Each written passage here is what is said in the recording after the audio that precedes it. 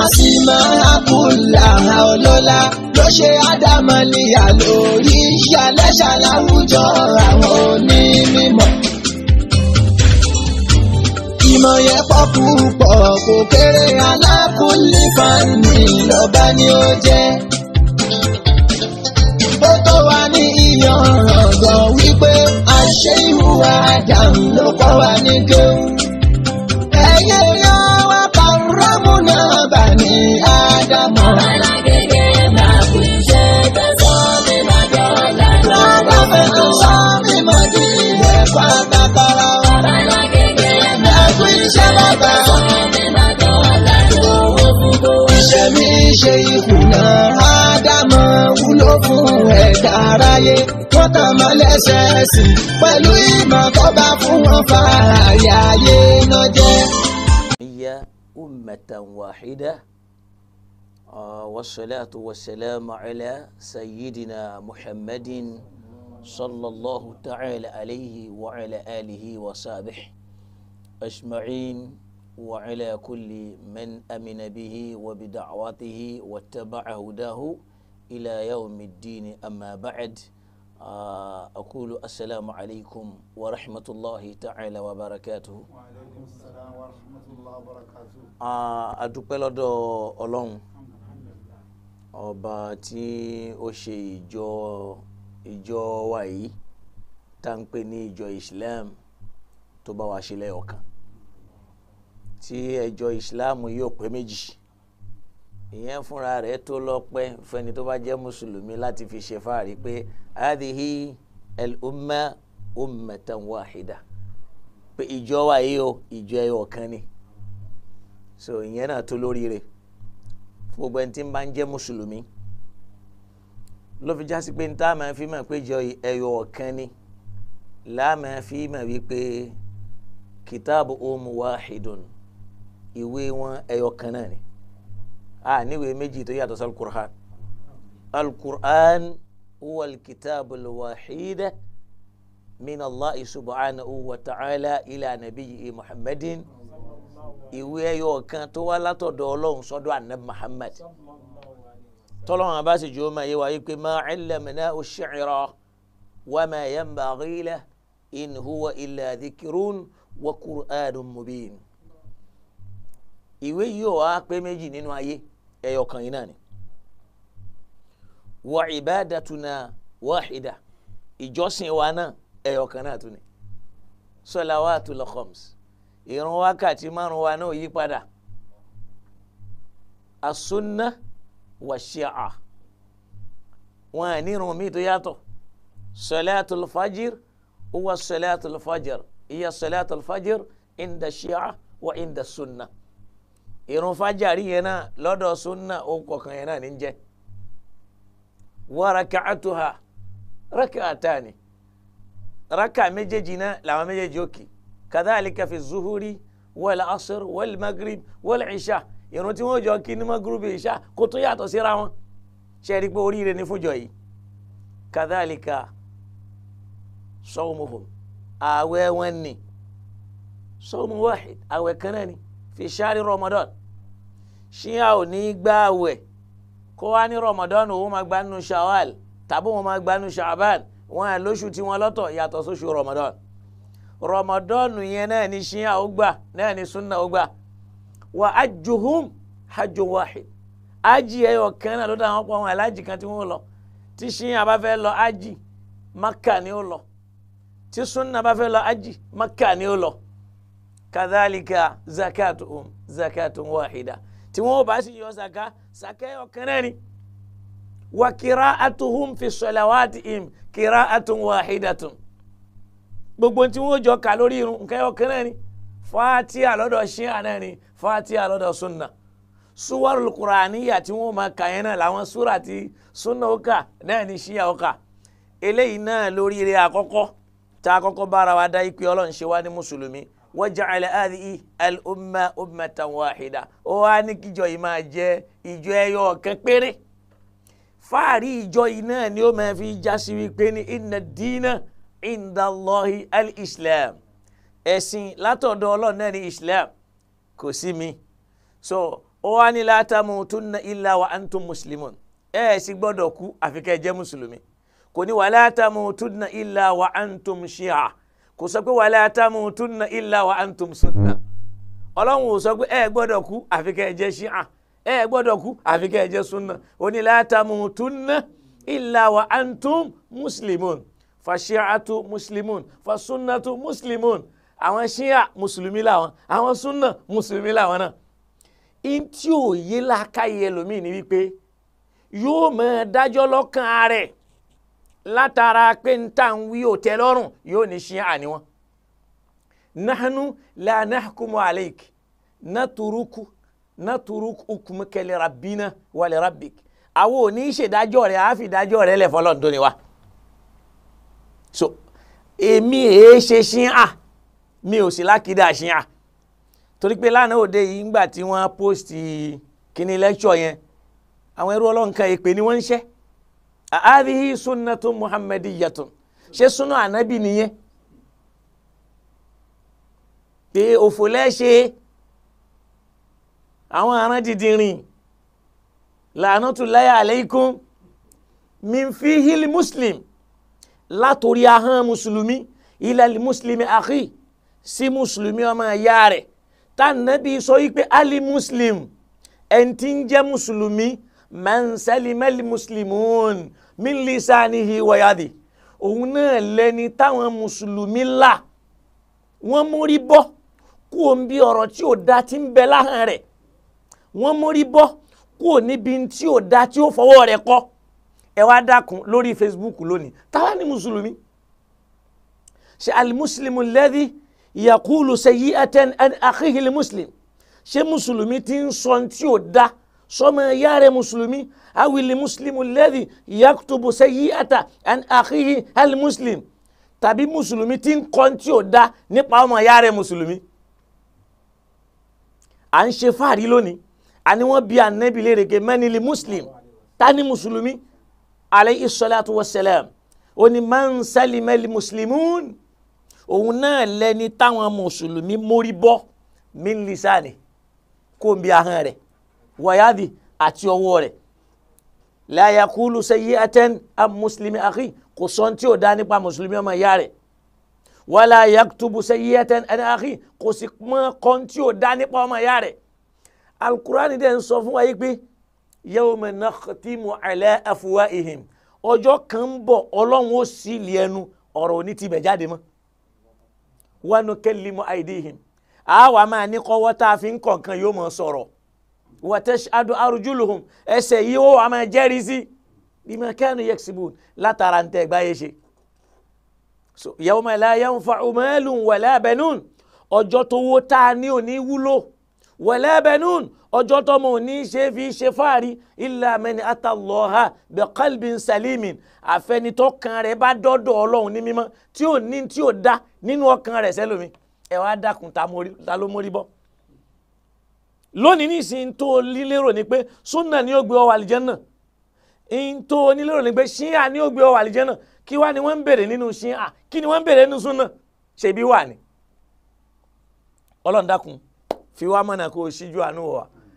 ibi tá a ti lọ ni pé a dúpẹ́ lọ́dọ̀ ọlọ́run tó ṣèjọ ilé ọ̀kan ìjọ yóò pé méjì ìjọ yóò pé méjì ẹyọ kan náà ni bẹ́ẹ̀ yóò bá sì wọnú ìjọ yìí la ilaha illallah muhammadu rasulullah inda ṣíà wa inda sunna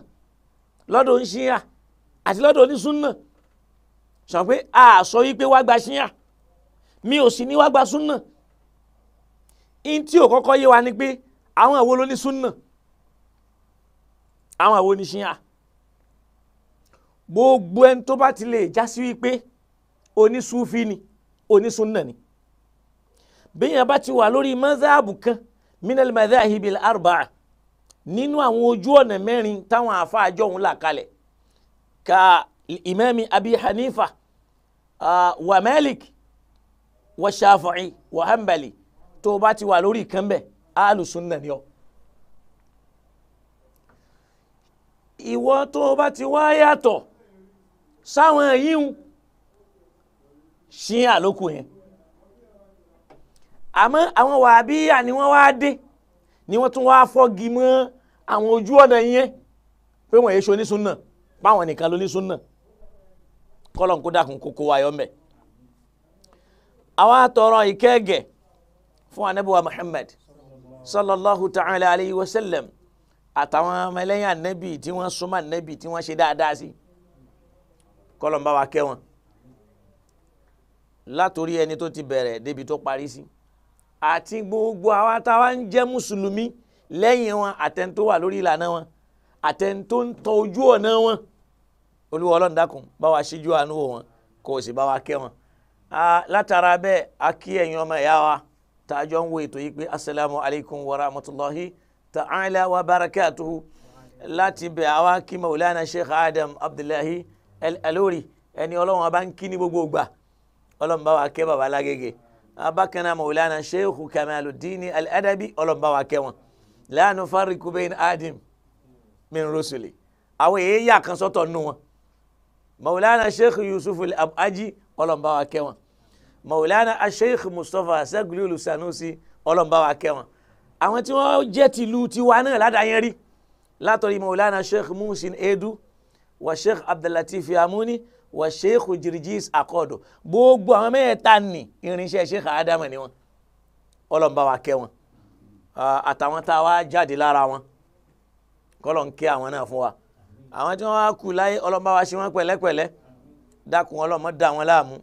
mọ́ sì jẹ́ káwa náà rí dààmú lára wọn bí akila ilaha illallahu muhammad rasulullah sallallahu alayhi wa sallam naam àkọlé ọ̀rọ̀ wa yìí náà ni alkhilaf bayna sunna wa shi'a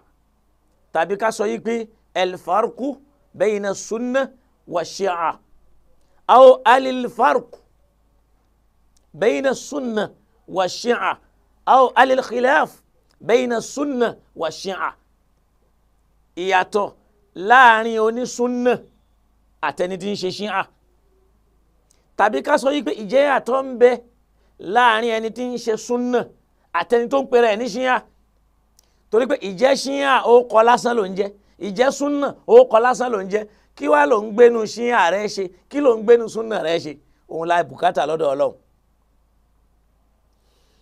a wá rí i pé tá a bá wo àárín àwọn onísúnnà àtòníṣíà a rí i pé huwa khilafun diniyun ìyapa ẹ̀sìn bayna akbari ta'ifatayn islamiyatayn àwọn náà ní ikọ̀ méjì tó tóbi jù nínú ikọ̀ Islam ikọ̀ pọ̀ nínú Islam kí la ń pè ní ikọ̀ káwọn èèyàn kóra wọn jọ sect ẹgẹ́tẹ̀ sunna sect ni shia sect ni kí ló sì kó bá wa náà ni wípé wọ́n rọ àdísù kan máa nẹ́bì alayhi salatu wa salam wọ́n lá nẹ́bì sọ yìí pé satafutariku hadhihi al-umma ila 73 firqa kulluha fi an-nar illa wahida ma ana alayhi al-yawm wa ashabi wọ́n lá nẹ́bì sọ wípé satafutariku hadhihi al-umma pé ìjọ mi yìí ó ń bọ̀ wá pín sọ́nà 73 73 pé yóò pín wọ́n wá lánàá Nábì wá sọ yìí pé gbogbo kulluha fi nar gbogbo àwọn akọ̀ yẹn ni ó wọná illa wahidatun àfẹ́yọ̀ kan wọ́n wá lé òlẹ̀ ọ̀kan náà ó ní ma ana alayhi al-yawm wa ashabi in tí mò ń bẹ lórí ẹ̀ lónìí àti ń táwọn ọmọlẹ́yìn mi ń bẹ lórí ẹ̀ ẹ wá dákun kí l'Ànábì ń bẹ lórí ẹ̀ níjọ́ tó wà láyé buniyal islam ala khamsin wọ́n gbé islam kalẹ̀ lórí òpó 5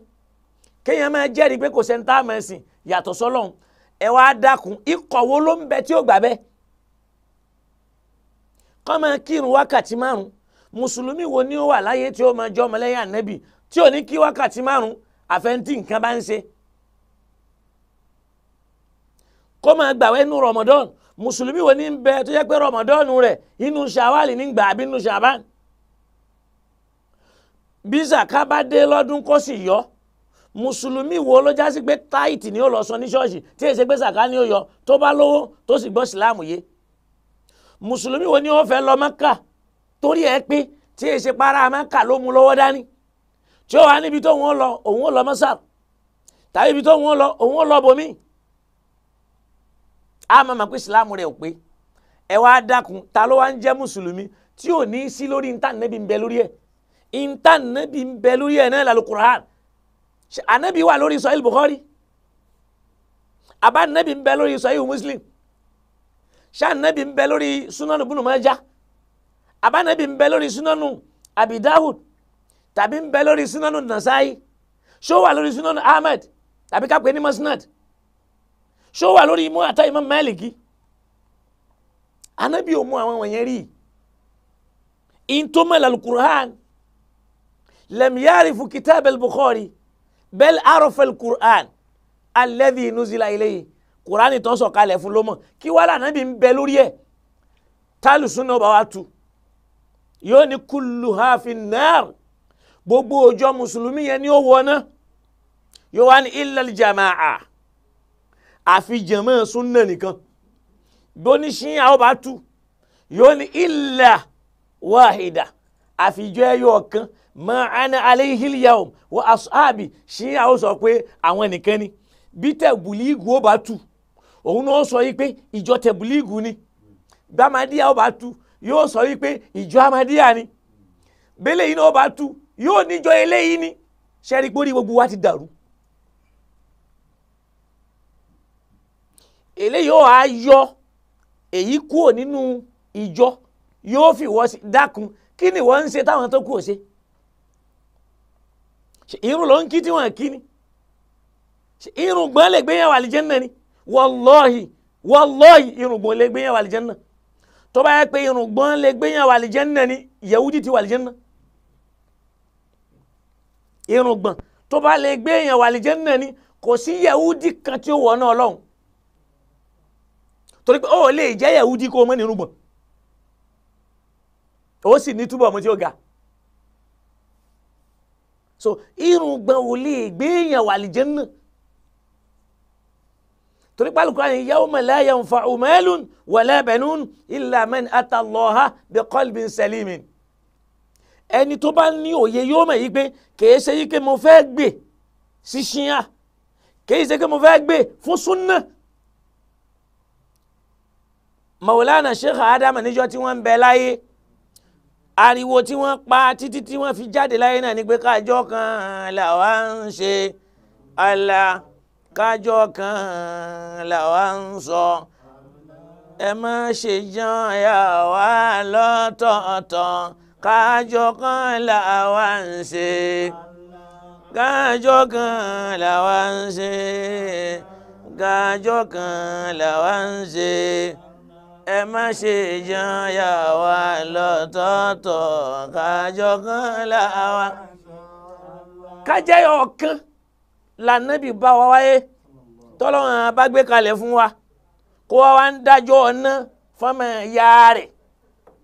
ó wá ń dá àlìjẹ́nnà sọ́dọ̀ ara rẹ̀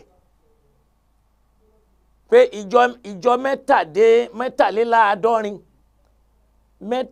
méjìléláàádọ́rin ni ó wọná ń bẹ̀ yóò wá kùjọ ẹyọ ọ̀kan ó yá wá dákun àwọn tí wọ́n lọ káwa ó tó dé ìjọ wo ni wọ́n wà àwa náà tá a wá dé nísìnyí náà làwa wá ń dájẹ́jọ ẹyọ ọ̀kan yẹn Wàhábíyà ó máa sọ pé jọ tòun ni Ikhwan ó máa sọ pé jọ tòun ni kó wá ní ó máa péjọ nìmá rẹ̀ ìyẹn kọ́kọ́ fi hàn yí pé àti súnnà àti ṣíà àti kọ́kọ́ kúrò lórí ìlànà Ọlọ́run àti tànẹ́bì ń bẹ àwọn pé khilafun diniyun ìyapa ẹ̀sìn ní ń bẹ láàrin àwọn gbòǹgbò méjì ìyẹn ni pé àgbò méjì tí ó lè mọmi nínú kòtò ní súnnà àti ṣíà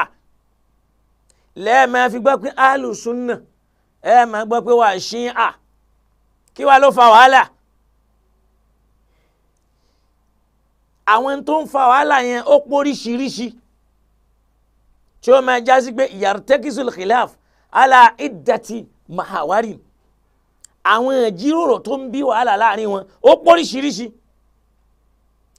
ààrẹ tí ó máa jẹ́ al-khilafu ra'isiyya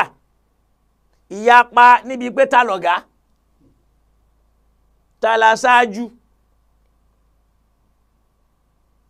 ṣíyà ó máa sọ pé àlí ló yẹ kó jọ̀gá lọ́dọ̀ lẹ́yìn ànábì wọ́n sì máa mẹ́rin wọn wá tí ó sì máa lálàáfíà súnà ó máa sọ wípé Abubakari ni lọ́dọ̀ táwọn wọ́n sì máa mẹ́rin wá òṣèlú náà ni ìyapa àkọ́kọ́ ta ni ó jọ̀gá lẹ́yìn ikú ànábì òṣèlú yẹn fi ta'yin khilafa níbi káyàn nàná wípé ta làrólé ànábì ṣí aláwọn ẹ̀rí tó sì fẹsẹ̀ múlẹ̀ ó wà nínú Bukhari ó wà nínú Muslim ó wà nínú àwọn súnánù wípé lẹ́yìn ikú ànábì khilafa yẹn Àlí lóní ṣí àdúró lórí ìyẹn èyí tí wọ́n ń sọ yìí ní ìsìn kò gún òpó ìsìláàmù kankan Sunni dúró lórí yìí pé Abubakar ni Shia dúró lórí pé Abubakar ni ìyẹn ń jẹ́ àkọ́kọ́ nínú èyí tí wọ́n fi ń yára wọn lọ́tọ̀ ìyapa ẹlẹ́ẹ̀kejì náà ni alẹ́ ìṣímà yẹn náà ni wípé ta ló lè ṣàṣìṣe ta ni ò lè ṣàṣìṣe àwọn Ṣíà rí pé bí anal ismata lil anbiyahi wal ahimma wípé ààbò Ọlọ́run ń bẹ lára nẹ́bì bí wọ́n bá já nẹ́bì wọ́n gbà wípé kò ní ṣàṣìṣe wal ahimma àti gbogbo ẹni tí wọ́n bá yàn sípò onísùnnà náà gbà bẹ́ẹ̀ àmọ́ wọ́n ó yapa wọn yíò wá máa tú àwọn àṣírí wọn tẹ bá dọ́dọ̀ àwọn jàmáà tẹ̀blígù wọ́n ní ọ̀rọ̀ kan tí wọ́n máa parọ́ rẹ̀ máa nẹ́bì wọ́n á ní ìtọ́sọ́nà 100 ni wọ́n á wá ní 99 ní ń bẹ fún àmírù ẹyọ kan ní ń bẹ fún jàmáà tí ó máa túmọ̀ sí pé ń tàmírù bá wí jàmáà ò gbọ́dọ̀ ya para rẹ̀ kódà tó bá sọ tí ó dá ṣàpẹ́ wọ́n rọ́ ni àdísù tẹ̀bùlígù lè yíò tẹ́ bá dọ́dọ̀ ní súnnà náà yóò máa tẹ̀lé tírà Bukhari bí ìgbà tí Bukhari ò lè ṣàṣìṣe túngbà tó bá ti sọ pé gbogbo tí ń bẹ nínú rẹ̀ ó àsọ́hù ó ti ṣe déédé Al-Qur'ani torí ọ̀rọ̀ Ọlọ́run nìkan ló lè wá àsọ́hù tọ́lọ̀ ní dhalikal kitabun la rayba fihi huda lil muttaqin ìwé yìí la rayba fihi kò síyè méjì nínú rẹ̀ huda yóò sì máa jẹ́ ìtọ́nisọ́nà lil muttaqin fáwọn tí tó bá níbẹ̀rù Ọlọ́run ẹni tó bá níbẹ̀rù Ọlọ́run lẹ́ẹ̀mọ́ pèsè di Kùránì ni ó mọ́ tẹ́tí tí ò ní ṣe iyèméjì lónìí gbogbo ẹni tó pọ̀ tó ń pera rẹ̀ ló ní súnà ló ń dáwọ̀tì alukur'an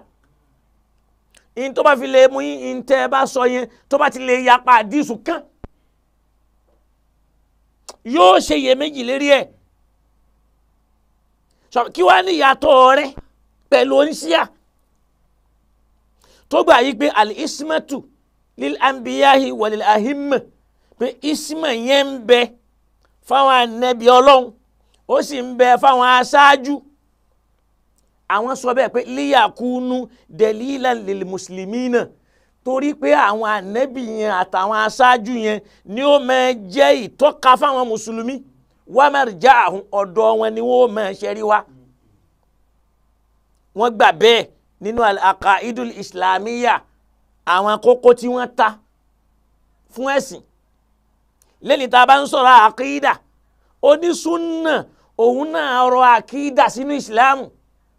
ṣíyà náà rọ àkídà sínú ìsìláàmù kí là ń pè lákídà ìta gbọ́dọ̀ nílọ́kàn lọ́dọ̀ Ọlọ́run là ń pè ní al-ìmánu. Ànábì Ìsá ó kú kò pẹ̀lú àkídà wọ́n a máa sọ pé adhihi min umuri al-àkídà torí pé àwọn àfáà kan sọ bẹ́ẹ̀. Ṣàkídà lèyí wọn ọ̀rọ̀ àkídà là ń sọ yìí ọ̀rọ̀ àkídà kọ́ ìta ń pè ní àkídà náà ni al-ìmánu billahi kéèyàn nígbàgbọ́ pọ́lọ́ wọn bá ń bẹ òun nìkan lásìmẹ̀sìn àkídà lèyí ó gbọ́dọ̀ wà lọ́kàn wa bẹ́ẹ̀. Wal màláìkà ká gbà pé màláìkà ń bẹ àkídà ni ó gbọ́dọ̀ wà lọ́kàn wa bẹ́ẹ̀. War rusul ká gbà àwọn òjíṣẹ́ gbọ́ ìgbàgbọ́ ni ó gbọ́dọ̀ wà lọ́kàn wa bẹ́ẹ̀. Wal kutub ká gbàwé Ọlọ́run gbọ́ àkídà ni ó gbọ́dọ̀ wà lọ́kàn wa bẹ́ẹ̀. Wal yawmil akhiri ọjọ́ kẹyìn yẹn ó gbọ́dọ̀ wà lọ́kàn wa bẹ́ẹ̀. Bẹ́ẹ̀ náà ni wal qadari bọ́lọ̀ ń ṣe tó ayé rẹ̀ ìwọ̀nba tó fẹ́ fún ọ tá ń pè ní kádàrá kọ́dàrú ẹnu ìwọ̀nba tó fẹ́ ní kódà tó o bá dáràn tó o pààyàn tó ń parọ́ mọ́yàn o ò lè ní ju tọ́lọ̀ ń fẹ́ kó o ní lọ kọ́dàrú nìyẹn. Khalaqa kulla shay'in Ọlọ́run dá gbogbo nǹkan wa qaddarahu taqdira ó sì fòdí wọn sí bí ó ti mọ ó fòdí wọn sí bí ó ti tó. Gbọ́ Ọlọ́run dá màálù ó ní kó pọ̀ ó dá àwọn ẹran abìjà ó ní kán má tó nǹkan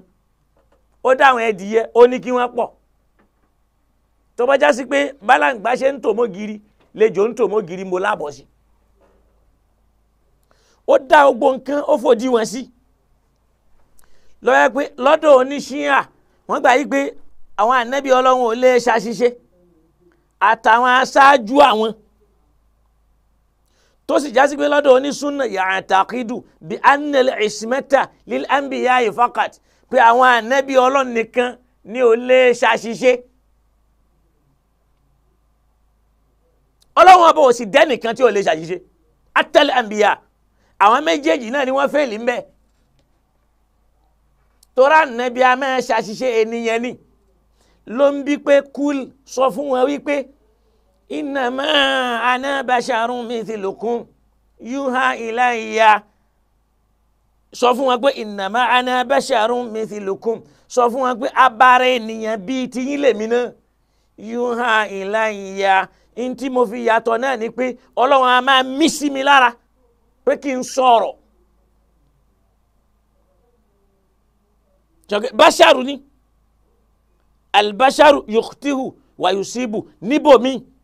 ló fi jásí pé nígbà mi ànábì àmọ́ wà tí ò ní jẹ́ tà nẹ́bì níbi tá a bá mi sí lára torí pé nǹkan yìí ò ní í ṣe pẹ̀lẹ́sìn Ọlọ́run ni ó wàá tún un ṣe bíi pé abasa wa tawalla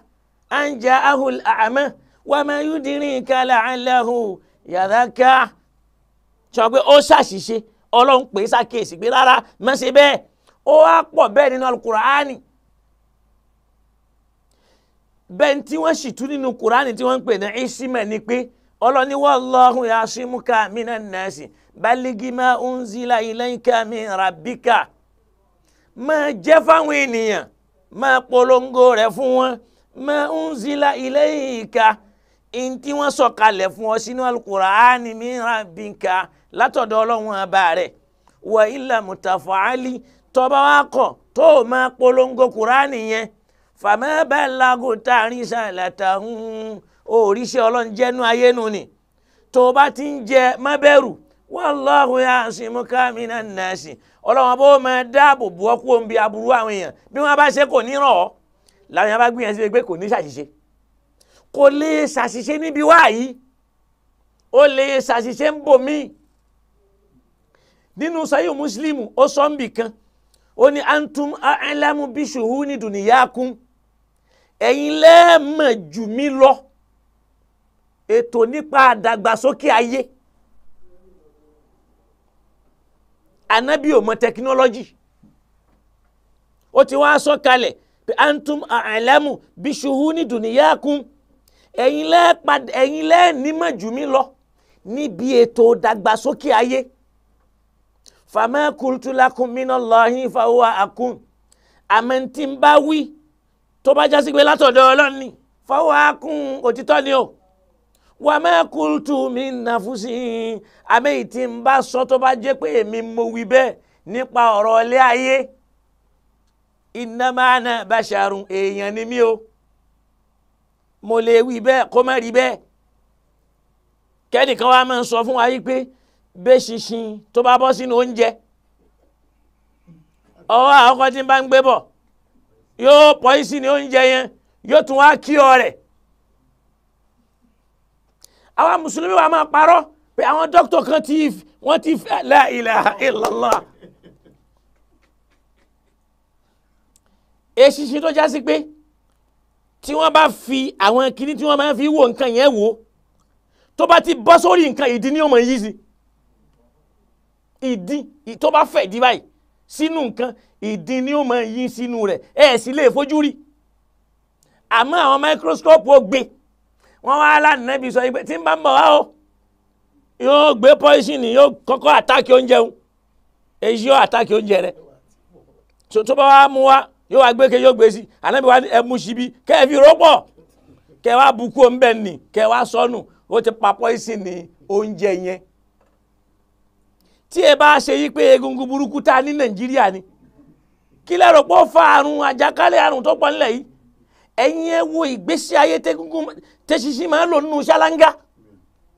ìdí ní bẹ nínú eṣinṣin ìdí ní bẹ nínú rẹ̀ tí ó wà máa dán àwọn àni tí ń bá ń bọ̀ báyìí yóò gbé poison dání ọwọ́ àkọ́kọ́ sham yóò wá kí ọ̀rẹ́ ọwọ́ kejì gbà pé ànábì ní ká rò mọ́nú oúnjẹ wọ́n ti wá ní kódà àwọn dókítà nísìn wọ́n ti wá fẹ́rífáì rẹ̀ gbogbo òótọ́ ni ará Saudi gan lè jẹ ṣíṣí pé ànábì ní tó ń jẹ bá ti dálẹ̀ o ẹ má jẹ́ ó lọ bẹ́ẹ̀ o ẹ mú ẹ fẹ́ tẹ bá fàtẹ́gùn kúrò nù rẹ̀ ẹ jẹ torí pé ẹ̀mí yìí tálùbáríkà ń bẹ nù rẹ̀ nù ń jẹun ẹ wá sọ àwọn mùsùlùmí di nuisance inna lillahi ya rasulallah ẹ bá mi yòǹbó ànábì ni ànábì àwọn máa ń sálẹ̀ jẹ́ ànábì mo yà níbẹ̀ nìní ànábì ti sọ bẹ́ẹ̀ kùránì náà sì sọ bẹ́ẹ̀ fún pé kúl sọ fún wọn pé indọ̀lẹ́lùtù tí ń bá sì wí fàmí nàfsí èyí tí mo wí lọ́dọ̀ ara mi nu wà ní ìtàdéìtù tí ń bá sọ tó bá bọ́jú sójú rẹ̀ fábìmọ́ yóò há ìláyà èyí tí wọ́n fi ránṣẹ́ wa nù. lónìí àwa sọ àdísù náà di wáyé àwa ní ìkankan náà ní rìwáyà ní méjèèjì àwọn tó gbà yẹn wá náà ló gbà yí wá fal-iyadhu billah min adami tafkir níbi ká ṣàfẹ́kù ká ronú bá ń tí ń wí ní ìsìn yóò mọ bí ẹlòmíì nú kí ló sì ń bínú torí pé mo jókòó sẹ́gbẹ̀ẹ́ làbáyíkà ọ̀rọ̀ rẹ̀ tí ń wí ní tí ó bá máa wí ṣé bí tó yẹ kó ti lọ́ máa wí nu ọ̀ràn tí mo dánù kìí ṣe pé mo dáràn kankan ọ̀ràn tí mo dánà nu pé yóò máa jọ́dọ̀ Adégúnwà torí pé lọ́dọ̀ rẹ̀ Adégúnwà èyí ṣe yàn wá dákun kí la Adégúnwà lọ́dọ̀ Ọlọ́run. ṣí àgbà yìí pé ìsìmọ̀ ń bẹ fún ànábì Ọlọ́run ìtumọ̀ ìsìmọ̀ sí ni pé wallahu ya'simuka minan nasi Ọlọ́run ó máa dáàbò bò ọ́ kúrò níbi aburú àwọn èèyàn máa jíṣẹ́ lọ kò sí ní tí ó ṣe ọ́ Ọlọ́run ò sì kò disappoint ànábì tó ránṣẹ́ rí tẹ́ ẹ bá ra ànábì kan tó kú kò sínú òjíṣẹ́ tó yẹ pé wọ́n pa ni ẹ lọ gbogbo ànábì tó já sí pé òjíṣẹ́ Ọlọ́run ni ẹ lè rí èyí tí wọ́n pa sọ pé wọ́n sọ fún wa yìí pé ànábì Yáyá wọ́n bẹ́ orí yìí ni wọ́n wá rẹ́ bàbá rẹ̀ mọ́gi ó tún wá fẹ́ ké wọ́n wá ní tó o bá ké ayò ẹ̀ kú ònú ànábì Ọlọ́run ọ̀rọ̀ wèrè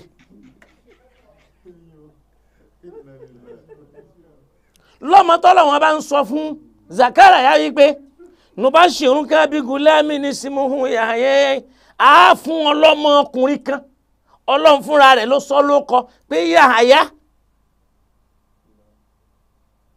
kí ló sì fa ni pé ó tọrọ lọ́dọ̀ Ọlọ́run ní wípé ọmọ tó jásí pé ní yàrísù ni tí ó jogún mi wáyàrísù mi ní alẹ́ Yakuba tí ó tún jogún àwọn ará alẹ́ Yakubu tágbólé yẹn òfin ní parẹ́ ẹ wá ní wọ́n pa lójú bàbá rẹ̀ wá sáré lọ bẹ́ mọ́gi ẹ rí pórí ti dàrú ẹ yà ṣe làákàyè Ọlọ́run ṣàdéhùn ó bẹ lọ́ọ̀ ni pé yàrísù ni wáyàrísù mi ní alẹ́ Yakuba waj'alhu rabbi radiyan Ọlọ́run sọ ní Yahya kó lè mọ̀ pọ́mọ yẹn ò ní kú tó o bá bí ọmọ tí ó gbẹ̀yìn rẹ ni àwọn àfáà ní wọ́n sì dú lójú bàbá rẹ̀ wọ́n dú Yahya ṣebí wọ́n ti ní kẹ́ ẹ má ka bíbélì mọ́ bíbélì kẹ̀ ló kúnnú tẹ̀fsírì jọ yìí wọ́n gbàgbé pé wọ́n ti gbé bíbélì wá wájú ànábì rí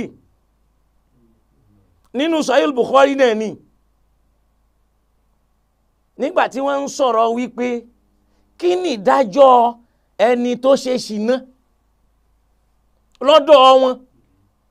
tí wọ́n ní wọ́n á gbéwé yẹn síwájú ànábì wọ́n wá ń kà á lọ báyìí Yẹ̀húdì kan wá fọwọ́ bo ibi ìdájọ́ kí wọ́n lẹ́yìn lóko pa ó fọwọ́ bò ó mẹ́lẹ̀ Abdullahi ibn Abdullah máa ń sọ pé irfa yadak ó yá gbé ọwọ́ rẹ sókè wọ́n á rí i pé kán lẹ́yìn lóko ní bẹ́ńbẹ́ lànàbí wa sọ yìí pé wọ́n yẹ ṣe wá gbàgbá òdodo lànàbí sọ ṣèbí ìdájọ́ kálẹ̀yàn lóko yẹn náà ìdájọ́ bíbélì lẹ́tì lọ́ọ́ gbé wá ṣèbí tó ń bẹ́nu kúránì lájọ rí pọ́nyẹ́hún azani yàtú wà zani fájìlídù kúlà wàhídà tí mínìwùmọ́ miatajilda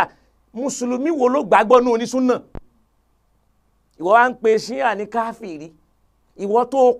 àyà kan tó parí nínú alukur'an tí èsì ìṣẹ́yọ kan níbi àtọ́nsúnà àtọ́nṣíà àwọn méjèèjì ni wọ́n ṣe kí ni wọ́n fẹ́ lì mẹ́. So àwọn yẹn gbà yí pé ìsìmọ̀ ń bẹ fáwọn ànábì nìkan lọ́dọ̀ súnà. So àwọn tí bí gbà pé ìsìmọ̀ ń bẹ fáwọn ànábì àtàwọn tí wọ́n já aṣáájú àwọn. Wọ́n fi yẹn gbé bàbàrà sí wọn lára. Ìsìmọ̀ tọ́lọ́hún sì ń wí ni pé aburú ò ní ṣànábì. wọ́n pẹ́ àwọn ànábì ọlọ́run tẹ́ ẹ bá ṣe nǹkan burúkú fún wọn kò ní ràn wọ́n. wọ́n já ànábì Ibrahim sínú náà kábẹ́ rí àpẹẹrẹ rẹ̀. àwọn ọlọ́run tẹ̀ sọ pé kulna ya naru kuni barudan adẹ̀ ń pàṣẹ fún náà yẹn pé kuni barudan máa di tútù wasalamen tó bá wà tútù mọ́ balára mu. torí pé tútù yẹn náà lè pààyàn ọlọ́run fi sàlámù sí. bẹ́ẹ̀ náà làwọn ànábì ọlọ́run míì tó kù táwọn èèyàn gbé tepèrò láti ṣàbúrú sí wọn ọlọ́run ó là wọ́n ṣáni ìsímọ̀ tí wọ́n ń wínú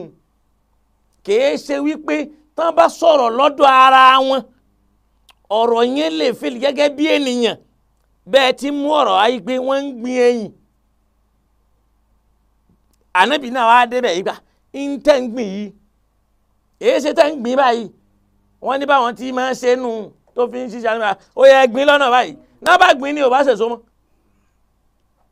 ó wà nù Bukhari náà ni o ànábì wa ní tọ́ ẹ dákun bó o ní wọ́n ní bó o ti ní ẹ dákun èmi kàn sọ yìí ni o kì í ṣe pọ́lọ́ ń fi rán mi o kẹ́lẹ́ màpá di ṣe é ṣe wá yìí. ànábì ò fira rẹ̀ kẹ́gbẹ́ ọlọ́run torí pé ọlọ́run lọ ga rẹ̀ àkídà ọmọlẹ́yìn ànábì Ìsá ni lára àkídà tó yá pé ká máa wà ànábì ní ká fi kẹ́gbẹ́ ọlọ́run ọlọ́run ò dá ẹnìkan tí ò lè ṣàṣìṣe torí pé níbi tá a ti jáde àtà Adam ọlọ́run ní fanasi yà Ádámà ìgbàgbé ló mú ó sì jèso tóun bá ti wá ṣàyèsè kò sẹ́ni tí ó já ìlà rẹ̀ tí ò ní ṣe àmọ́ kò ní jẹ́ bí ìjà nàbí ọlọ́run wọn yóò máa wá níbi ìjẹ́ ènìyàn ọlọ́run ni ó wà máa tún wọn ṣe ara nǹkan tí wọ́n fi ń ríra wọn nírí pé àwọn ayàtọ̀ síra tí wọ́n fi ń tàn wá nù. ẹlẹ́ẹ̀kẹta adalatu sọ̀hábà pé àwọn sọ̀hábà tẹ́ríhun gbogbo wọn pátá adalatun kò sẹ́ni tí wàá burú ń bẹ lọ́dọ̀ rẹ̀ nù wọn gbogbo wọn pátá èèyàn rẹ̀ ni wọn kò sẹ́nìkan tẹ́ lè bábò sí lọ́dọ̀ ẹ̀. ibẹ̀ yẹn náà wọ́n tún já ya'taqidu killa shi'a wa sunna àtọ́níṣíà àtọ́nísúnà ìgbàgbọ́ àwọn méjèèjì ní pé bí anna sahabata basharun yukhti'un wọ́n gbà pé èèyàn làwọn sahaba wọn a máa ṣàṣìṣe wa yusibun wọn a sì máa ṣe nǹkan tí ó máa bọ́ sójú ẹ̀ illa anna shi'a ìyàtọ̀ wá ni pé àwọn ṣíyà lọ́dọ̀ tiwọn ya'taqiduna bi anna sahabata minhumul adilu wal munafiq wal fasik ṣíyà gbà yìí pé nínú àwọn sọ̀hábà yẹn àlàádìlù ẹni tó dúró dédé ń bẹ nù wọn wàlmùnáfìk mọ̀náfìkì ń bẹ nù wọn wàlfàsìk kódà ọ̀bàyéjẹ́ ń bẹ nù wọn ṣíyà gbà bẹ́ẹ̀ ìyẹn ló ní súnú amúdání tí ó máa sọ yìí pé wọ́n ń bú sọ̀hábà wàyára sunna nígbà ó jásí pé lọ́dọ̀ onísúnnà àkídà tóun ní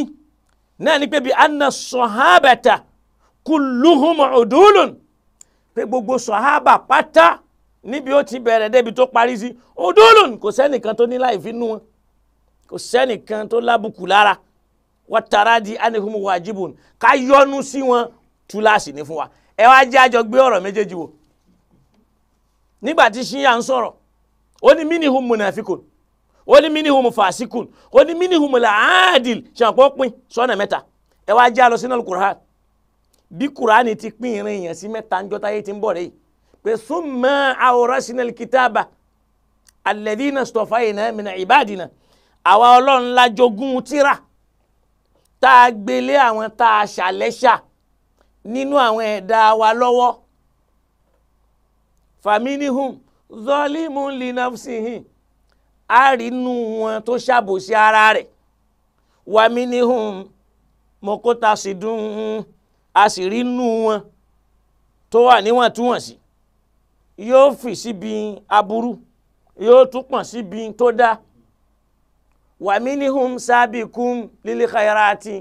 àṣírí pé rere nìkan ni ó mọ̀ ọ́n mọ́ tá a fi mọ̀ pé nínú ènìyàn àárí àlàádìlù àárí àlìmùnáfíkù àárí àzọ̀límù ẹ wá já lọ sínú alukur'ani ṣé kò sí fásik nígbà ọlọ́run àbá sọ yìí pé in ja'akum fásikun binabahin fatabayyanu ta ló pè ní fásikù ńjọ́ yẹn ṣèbí sàhábà kan ni alukur'ani ni o pé in ja'akum fásikun binabahin tóbi ilẹ̀ jẹ́ kan ọba ayé jẹ́ kan tó bá wá gbèrò yìí kan wá báyìí fatabayanu ẹ kọ́kọ́ ṣèwádìí lórí ẹ̀ antusibu qauman bijahalatin antusibu kẹwàá má lọ kọlu àwọn èèyàn bijahalatin pẹ̀lú ìbínú torí pé ìbínú yẹn láì mọ̀ kan pẹ̀lá ìlámẹ̀dájú fatusibihun ala ma fa'alitum nàdìmínà tẹ́wà máa kábàámà lórí tẹ́ ẹ ṣe sọ̀hábà kan ló parọ́ ńjọ́ náà ó sì ló kọ́ àmọ́ kò nídìí ká dá kọ́ àbí níjọ́ táyà yẹn sọ̀kalẹ̀ nbí sọ̀hábà kan ló wùwà yẹn tó sì ń jẹ́ fásik nínú àwọn sọ̀hábà nẹ́bì tálùkùránì yẹn fi sọ̀kalẹ̀ ṣebí sọ̀hábà kan náà ló wùwà kan tálùkùránì àwọn kan ló wà tálùkùránì sọ pé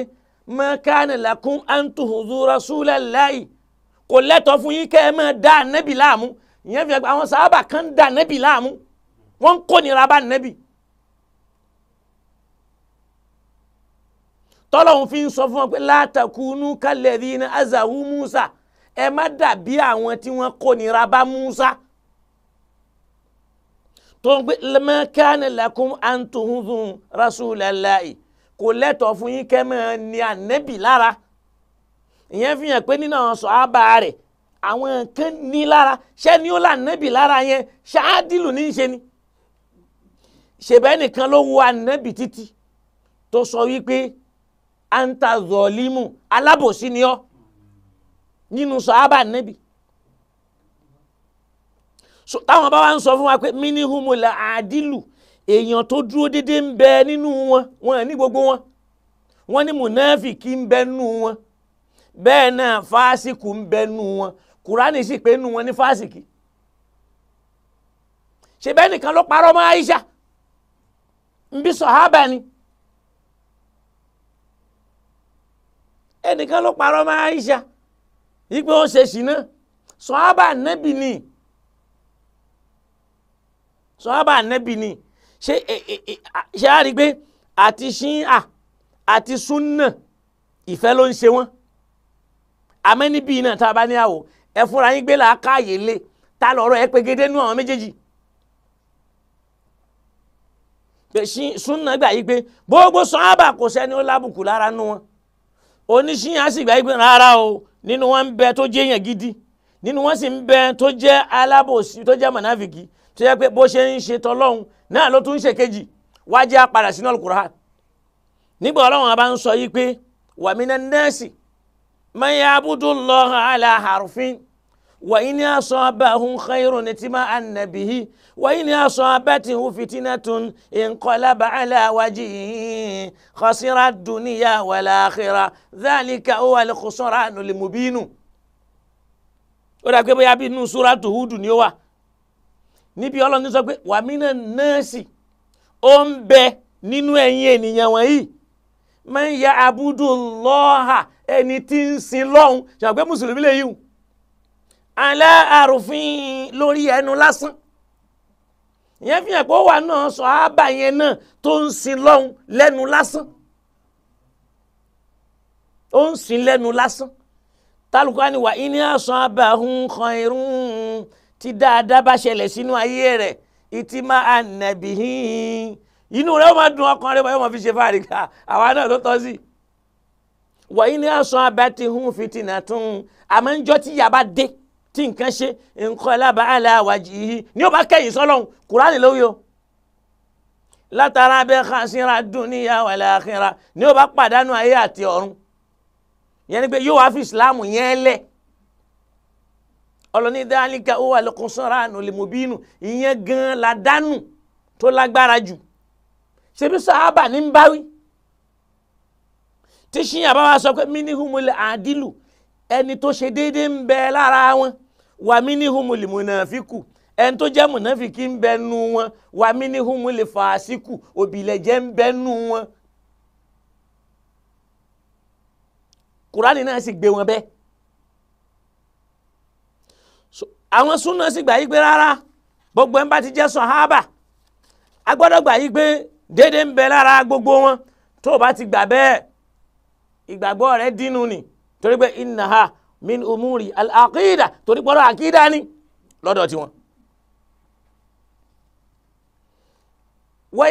ẹ̀tú wa máa wo wa ya'taqiduna lọ́dọ̀ onísúnnà anna afdala an-nasi ba'da al-anbiya'i Abubakari àwọn onísúnnà gbà wípé ẹni tó tún pàtàkì jù nínú ènìyàn lẹ́yìn àwọn ànábì ọlọ́run náà la Abubakar wa Umaru wa Usmanu wa Ali eléyìí ń bẹ nínú tíra tá a bá lọ ka tíra tó ń pè ní Al-Kafi tí a fáwọn Al-Kulayni tá a bá lọ ka page 420 tá a bá lọ ka Biharul Anhar tí Allamatu Al-Majlisi tá a bá lọ ka volume 35 page 336 tíra tí wọ́n pè ní Al-Aqaid ìgbàgbọ́ ń súnà ni pé lẹ́yìn àwọn ànábì ọlọ́run o ẹni ó tún lọ́lá jù huwa Abubakar wa Umaru wa Usmanu wa Aliyi ó sì gbọ́dọ̀ gbé Umaru ṣáájú Abubakari ó sì gbọ́dọ̀ gbé Usmanu ṣáájú Umaru ó sì gbọ́dọ̀ gbé Ali ṣáájú Usmanu ìyẹn náà min umuri al-aqida gbogbo tí wọ́n máa pè ní àkídà tálùkùránì dẹ̀ ti sọ fáwọn sàhábà yìí fúnra wọn wípé alladhina yajtanibuna kaba'iral ithmi àwọn tó dájú pé wọ́n á máa yẹra fáwọn ẹ̀ṣẹ̀ ńláńlá wal fawahisha àtàwọn ẹ̀ṣẹ̀ tó jásí pé ní fawahishu ni ìbàjẹ́ ni wọ́n ń yẹra fún ilal lamama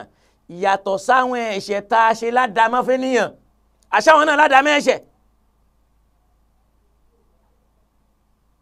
ó ní inna rabbaka wasi'ul maghfira nínú suratu najmi pé ọlọ́wọ́n ọba rẹ̀ ọba aláforíjì ni àforíjì rẹ̀ fẹ̀ gan. huwa a'lamu bikum òun ló dá yín mọ̀ jura yín lọ. idhi ansha'akum minal ardi níjọ́ tó ń dá yín láti inú lẹ́lẹ̀. wa idhi antum ajinnatun fi butuni ummahatikum àtìgbà tẹ́ ń bẹ níkùn ìyá yín tẹ́nìkan ò mọ̀ ní tẹ́ ẹ fẹ́ jẹ́. ìyẹn fi hàn pé ẹnìkan ò lè gbọ́ láfẹ́ nìkan jẹ́ nìkan lọ lófin la tuzakku anfusakum ẹ má fọra yín mọ́ àwọn oríṣìí ń bá wí lọ́rọ̀ yẹn fi ṣẹ́kù fáwa náà. huwa a'lamu bimani taqa òun lòun mẹni tó bẹ̀rù òun jù ọlọ́run ló sọ yẹn fún wọn. àfùdọ̀líyà yìí àwa la wá pín ànábì ò sọ wípé ọlọ́run sọ fún un pé ẹnìkan ló lọ́lá jẹ nìkan ẹnìkan ló lọ́lá jẹ nìkan. lọ́dọ̀ ṣíyàn àṣìré lẹ́yìn ànábì àlí ló lọ́lá jù. bí àbò àtàbúbákàrí o àti Usman o àtàlí o àti àwọn yẹn lẹ́yìn àlí ni wọ́n ẹ̀ṣẹ̀ wa o ẹ wá dákun ṣíyàn ni wàá sọ ẹnìkan di káfìrí nínú àwọn méjèèjì tí ṣíyà wa máa po ní súnà ní káfìrí tàbí tó ní súnà wa máa pe ṣíyà ní káfìrí sí. ẹnu tí òye wa ní wípé gbogbo ọ̀rọ̀ zákísàkí òṣèlú ni kò fúnjọba tó wà ń bẹ̀ lọ́wọ́ yìí ní sọ́pọ́ọ̀tì ló dá wàhálà lẹ̀ kìí ṣe pé nítorí ọ̀rọ̀ ẹ̀sìn wọ́n fi kún ni. torí pé interest Saudi ni pé wọ́n fẹ́ gbọ́ ṣíyà ní gbogbo ibi tí wọ́n bá ń bá wọn èèyàn ṣe. ìjọba àlú yẹn gbọ́dọ̀ mọ fúnlẹ̀ mọ́ wọn bẹ̀. so propaganda láwa máa gbé irọ́ láwa máa gbé ṣe ṣíyà ń pa súnà ni ṣe bó ní súnà ló ń pààyàn. níjọ́ wo la gbọ́ rí pé àwọn ṣíyà wọ́n lọ àtáàkì àwọn èèyàn bìkan ṣe báwọn tí wọ́n pera wọn ló ní súnà tí wọ́n máa sọ yí pé alá mẹ́n àjì súnà tí wọ́n sì máa sọ pé tíra táwọn ń lò ní Sahih Bukhari àti tíra Ibn Taymiyyah àti tíra Abdul Wahhabi tá a sì ń rí kó wá ní ó sì máa dákẹ́ àwọn èèyàn ò ní jẹ́ kèfèrí lọ́dọ̀ wa. wọ́n gbà yí pé lọ́dọ̀ tàwọn o Àlí ló lọ́lá jù tó jẹ́ pé aghlabu ṣíà gan àwọn tó pọ̀ jù nù ṣíà ìgbàgbọ́ wọn ni pé anna ummahatil mu'minin gbogbo àwọn ẹ̀yà wa tí wọ́n jẹ́ ìyàwó ànábì munazzahatu anil fawahish kò só níbàjẹ́ nù wọn. àmọ́ o illa anna Aisha khalafat shara Allah pé Aisha yapa òfin Ọlọ́run bi khurujiha ala imami zamaniha torí pé ó jáde kúrò nílé láti lọ́ọ́ bá ìmáàmù àsìkò rẹ̀ jagun tálùkùránì dẹ̀ sọ fún wọn wípé waqarna fi buyutikunna ẹ̀yin ìyàwó ànábì ẹ má jáde nù ilé yín. ẹ̀ǹpáyà kùránì làwọn lò wọ́n hàn pé Aisha ló ní ṣìnà wọ́n gba gbogbo àwọn ìyàwó ànábì ní munazzahatun anil fawahish kò sí bàjẹ́ lọ́dọ̀ wọn. ẹnu ti pé anna Aisha àfa Aisha tó jásí pé ní khalafat shara Allah ó yapa òfin Ọlọ́run bi khurujiha ala imami zamaniha torí pé ó jáde ó lọ kọjú ìjà ti Àlí lójú ogun tàlí sì jọ ọmọ ọkọ rẹ̀ òun sì jọ ọmọ Abubakar ṣẹ́rí ẹ̀wọ̀ politics ni ó wá gẹ̀ṣin lọ Àlí yẹn náà ló tún wá padà sẹ́ẹ̀fù ẹ̀ kán má pa Àlí yẹn ló tún padà lọ dáàbò kán má pa ó jáde lọ láti lọ́ọ́ bá Àlí jagun torí pé ìjà agboolé àwọn Bani Umayya báwọn fẹ́ destroy ilé ànábì ti wà ńlẹ̀ ànábì ò lè dé kó gbàjọba Mẹ́kà máwọn lọ́wọ́ pẹ̀lú orúkọ ẹ̀sìn káwọn wá máa wòran ló wà lábẹ́ rẹ̀ bó ṣèlú yẹn ṣe bẹ̀rẹ̀ nìyẹn torí pé ànábì lo 20 ọdún àtọdún mẹ́ta láàrin wọn tálùkùránì fi ń bá wọn sọ̀rọ̀ wọn tí ì rí nǹkan yẹn gbọ̀n tán níbi ká pààyàn ni o tàbí ká fún yẹn májèlé iṣẹ́ ara Mákà ní iṣẹ́ Lárúbáwá ni ká pààyàn silently ká pààyàn káwọn èèyàn mọ́ tracy ẹ̀ Abdul Wahabi lo bẹ́ẹ̀ yẹn bá takò ní gbangba wọn pa lóru mọ́jú pé à ń tàfà sọ yóò dá ẹ wá wo ń táwọn èèyàn náà máa ń ṣe lónìí láwọn tí wọ́n ń bẹ lórí mọ́ní àjò ẹ̀ in tó bá sọ tí ń bá ń takò tí wọ́n bí kò kú ni wallahi bí kò kú ni kí ló wà ń bẹ ẹnìkan sọ̀rọ̀ kan èyí ṣe tí wò wí tiẹ̀ ṣe wàhálà wà ń bẹ nínú rẹ ni àwọn àgbà yìí pé ìyá wa Aisha jáde ó takò fin Ọlọ́run pé ìjáde rẹ̀ yẹn ò lẹ́tọ̀ọ́ ní láì fi rẹ̀ lọ́dọ̀ àwọn àwa náà sì rí inú Kùránì pé Al-Kùránì ló sọ bẹ́ẹ̀ nu Suratul Ahzab pé waqarna fi buyutikunna ilé yín ni kẹ́yìn jókòó sí wala tabarrajna tabarrujal jahiliyyati al-ula ẹ má jáde bí àwọn obìnrin aláìmọ̀ kan jọ́sí tí má káàkiri tí wọ́n kàn mọ́ rí wọn ká wa aqimina salata ẹ má kírun nínú ilé yín wa atina Allaha wa rasulahu kẹ́ ẹ má tẹ̀lé Ọlọ́run àtànábì wazukurna ma yutila fi buyutikunna ẹ ní kéwú tẹ́ ẹ fẹ́ lọ kéńtà inú ilé yín ní kéwú wa inú ilé yín l'Al-Kùránì wà wọ́n máa wá bẹ̀ wá bá yín ni so ànábì wa kú lòun náà wá jáde lójú ogun láti lọ bá ẹni tó jó lórí ẹ̀sìn jà àwọn yìí náà ni wọ́n á ní kò dá kéèyàn protest èèyàn ò sì gbọ́dọ̀ jáde ta ko aṣáájú olórí béèyàn bá tako tó bá ṣe bẹ́ẹ̀ kú mẹ́ta tí mẹ́yì tàtàn já ìlíyà ikú aláìmọ̀ kan ló kú kèfèrí ni min umuri al-aqida àkídà nìyẹn náà gbogbo tó bá ti wá gbọ́ lọ́dọ̀ àwọn wọ̀nyí wọ́n mọ̀ ní umuri al-aqida min umuri al-aqida bí mo ti ẹlòmí ma sọ ó ń tako mi ò tako súnà mo ń sọpọ́tì Islam ni torí pé kèé ṣe kí mo ń gbé ṣíyà náà àmọ́ ní bíbà yìí tẹ bá wà àwọn méjèèjì náà kó àwọn ẹni tó dúró lé àmọ́ lọ́dọ̀ ọ̀tà wa àwọn sọ̀hábà al-kiram radiyallahu ta'ala anhum ọlọ́mọ ayọ́nu sí wọn àwa náà gbà yí pé minhumul adil onídéédé ń bẹ lára wọn wà minhumul munafik ń bẹ lára wọn wà minhum al-fasik Kùránì gan tó bẹ́ẹ̀ àmọ́ kì í dá onísúnnà tó wá gbé kalẹ̀ náà ni pé umurul àkídà ni ó máa jẹ́ táwọn bá ti sọ àwọn wá tún ń ṣòfin míì lẹ́yìn òfin ẹ̀sìn Ọlọ́run àwọn tí wọ́n fi ń yàtọ̀ síra nu ẹlẹ́ẹ̀kẹrin ó di mẹ́ta al-istighathatu wat-tawassul káfà nẹ́bì bẹ́ẹ̀ lọ́hùn káwá ràn lọ́wọ́ látara nẹ́bì àwọn tí wọ́n fi pera wọn kèfèrí nínú o in tó sọ ṣíyàn di kèfèrí rẹ̀ o tó fi wá já sí pé a lè jẹ́yọ̀ kan o tó bá bẹ̀rẹ̀ pé ń bọ̀ lèmi náà bìlọ́ǹgì sí nìsín ọ̀dọ̀ onísúnnà ni mo wà inna lillahi wa inna ilayhi raji'un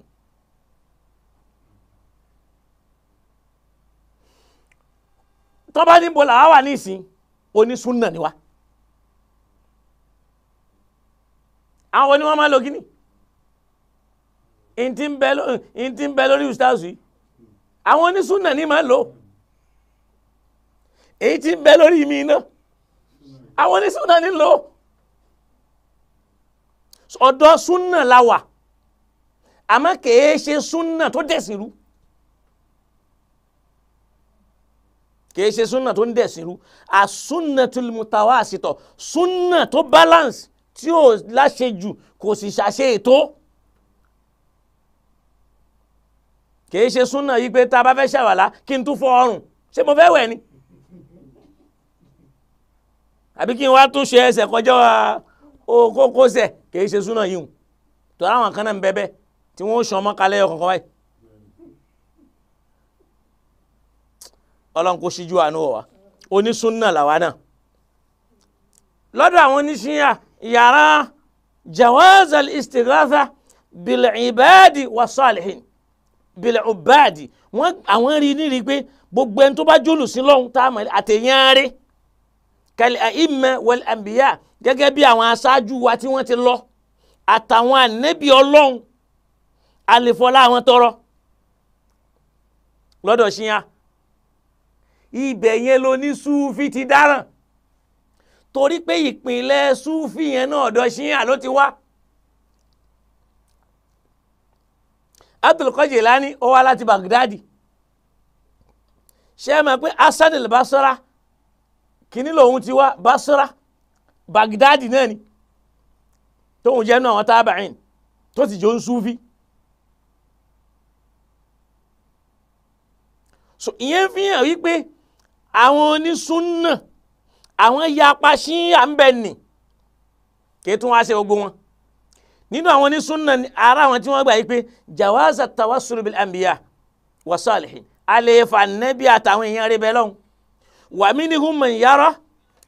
at-tawassul bin nabiyyi faqat nínú àwọn onísúnnà gbà pé ànábì nìkan lèèyàn lè fọlá rẹ̀ bẹ́ẹ̀ lọ́hùn wa minhum man yahrumu tawassul tahriman mutlaqa nínú ẹgbẹ́ wọn ṣe léèwọ̀ tán yányán ẹ wá dákun ṣáàlẹ̀ fọlá ànábì tọrọ ẹ jẹ́ ń sáré wọnú Bukhari ká sáré mú àdísù kan wá nínú Sahih Bukhari pé wọ́n gbà yí pé a lè ṣe kíní o a lè fọlá ànábì tọrọ. àní Anas ibn Malik látẹnu Anas ọmọ Maliki anna Umar ibn al-Khattab radiyallahu anhu látẹnu Umaru ọmọ Khattabi ọlọ́mbàwá yọ ní sí kana idha qahatu nígbà tí wọ́n bá rí i pé ọ̀dà omi dá àwọn èèyàn istasqa bil Abbas bun Abdul Muttalib wọ́n wà ràn lọ́wọ́ lọ́ọ̀dọ̀ Abbas ọmọ Abdul Muttalib torí pé ó jẹ́ nínú àwọn ńkù ànábì ọmọ ńkù rẹ̀ tọ́ba tí wọ́n á dọ́dọ̀ rẹ̀ ní tí ó wà ní pé Allahumma ìran ọlọ́run o inna kunna natawassalu ilayka bi nabiyyina afọlá ànábì wa bẹ̀ ọ́ fatuskina rọ̀jò fún wa ṣàwọn pé tawasulu ti wà nìyẹn nínú Sahih Bukhari ni ó pé inna natawassalu ilayka ìran ọlọ́run o à ń sálù ọ́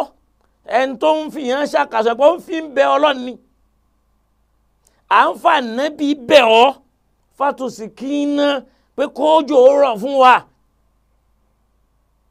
wa inna natawassalu ilayka bi ammi nabiyyi èyí tó ti kú wọ́n fọlá rẹ̀ bẹ́ tí ń jà nẹ́bì wọ́n tún wá fi ọlá ẹ̀jẹ̀ rẹ̀ tó wà láyé